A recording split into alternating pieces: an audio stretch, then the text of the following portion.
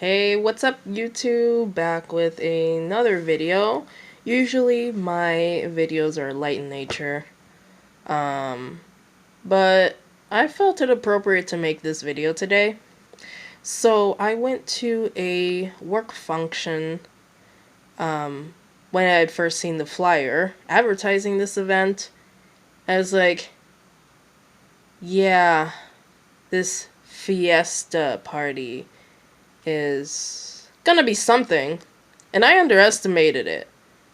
It went horrible. As a Mexican American, I was really just about the whole thing.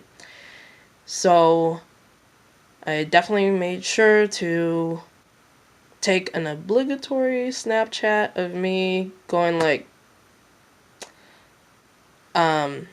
because even before I got into the room, one of the people who's like, I think she's in like the finance department, handed me a sombrero hat. And I'm like, is this mandatory to wear? And she's like, no. And I'm so glad for that because I did not want to wear that. And just like, okay. Already going bad. And so then I go in and I see plastic margarita cups and somebody wearing like a poncho or something, and let's see what else. Maraca shaped pens, and just all this BS that's whitewash, a whitewashed version of Mexican culture. And I mean, it's also a problem in itself that people, when they think about Latinx culture, they think Mexico, because there's so many other countries. El Salvador, Peru, Cuba. They just look at a map. Look at a map. Like, it's not just Mexico, okay? So anyway, I won a raffle where I got this Mexican food assortment basket. I gave it away to somebody because I just didn't want it. So yeah, I didn't wear the hat. I didn't drink out of one of those cups. I just got like a generic cup. And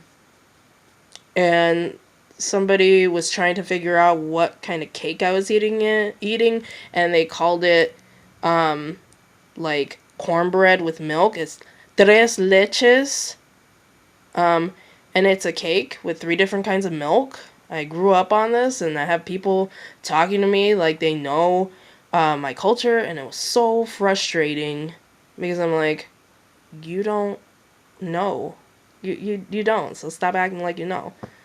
And it stinks because I didn't grow up with my culture as it is because I was in a guardianship.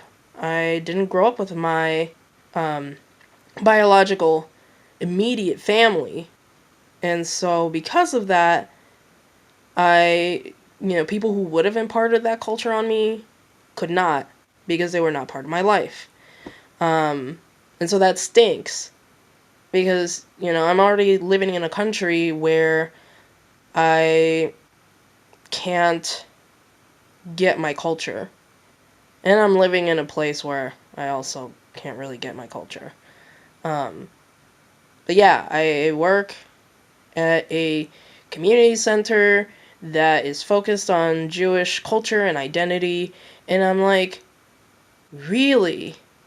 This doesn't surprise me. And also, if I showed up in a caricature of Jewish culture or whatever, I'm sure that people would be very offended. And it stinks that it's not a problem until it's personally affecting somebody. And so one of my friends who I told said, "Oh, you should file a complaint." But I'm like, what's the point in doing that? People are gonna know, most likely, that it would be me. I mean, I was the only brown person in that room. I mean, there was a couple black folks, but I was the only person who obviously looked Latinx. And I was not enjoying myself. I honestly should not have gone because I had to wait a long time for my bus to get there so I could get home. And I didn't get home until about 9 o'clock. And then I spent like an hour trying to come up with some content for this video to make it somewhat decent. And yeah, so I would be...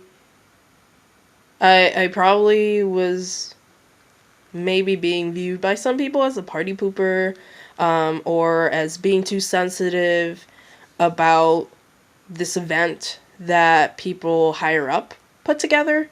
And you know, these people, or if you have an opinion that differs from mine, this isn't a debate. You don't get to tell me that I don't get to have an opinion about my own culture. You don't get to decide what offends me and what doesn't. Like, I legit wanted to cry on my way back home because I just think about the abhorrent ways that Latinx immigrants are treated in this country. And, you know, you can't just view my culture as something that's just a party. And we love to party. I've been to more than enough Mexican parties where people are partying till like 4, 7 a.m. We love to party. I mean, I don't because, I mean, I'm not introverted. I just, you know, I'm not always into it.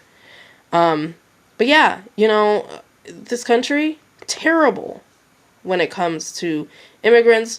Specifically Latinx. I can't speak for other cultures. But you know, that's the culture that I speak to. I myself am a US citizen. However, my dad, who I didn't grow up with, is from Mexico. I don't know anything about my mom. I just know that she was born in this country. And so anyway, you know, brown folks have to deal with being told to go back to their country and to speak English and are getting attacked for the way that they look.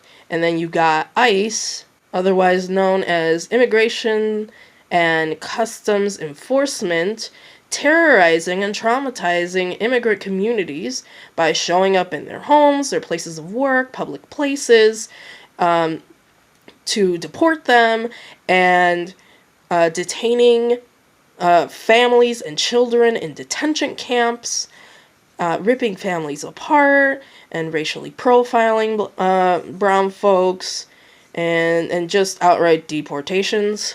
And then DACA, which is known as Deferred Action for Childhood Arrivals, which is an immigration policy that was enforced by former President Barack Obama back when he was in office. And that policy protects immigrants who arrived to this country as children from being deported. And this policy has been under threat since Donald Trump got into office. He's literally been trying to fight for this policy to end. And that has drastic effects for people that are covered under this program. It could affect as many as 670,000 people who are covered under that program. And the lower courts are trying to protect that program. And if you haven't been keeping up with the news, I can keep up with it better. But, you know, Donald Trump's been under, you know, these trials for impeachment, and a lot of sources say that he's been impeached. And if you don't know, impeachment isn't something that necessarily means Donald Trump is going to be kicked out of office. He's the third president to have been impeached. He's been impeached on 2 charges.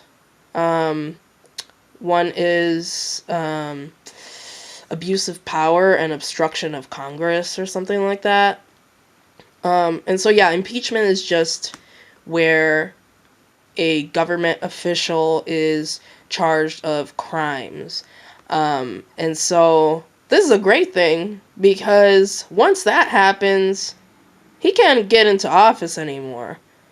So he could kiss that goodbye. Anyway, long story short, stop whitewashing my culture. If it was your culture, you probably would also feel some kind of way about people reducing your culture to a stereotype, because that's exactly how I felt in that space. When people stereotype you, and that means they're not seeing you. They're just seeing what they want to see through their own eyes of what makes them comfortable. And, all that stuff that I talked about earlier, about ICE and about DACA and, deportations, these are things that these people who are partying and using my culture or other people's cultures to have a good time, these are things that they don't think about. And that is so sad, that they can enjoy and cherry pick the parts of a culture that they like, and not only do that, but whitewash them to make it palatable to them, because they didn't have anything spicy there. They can't handle the spice.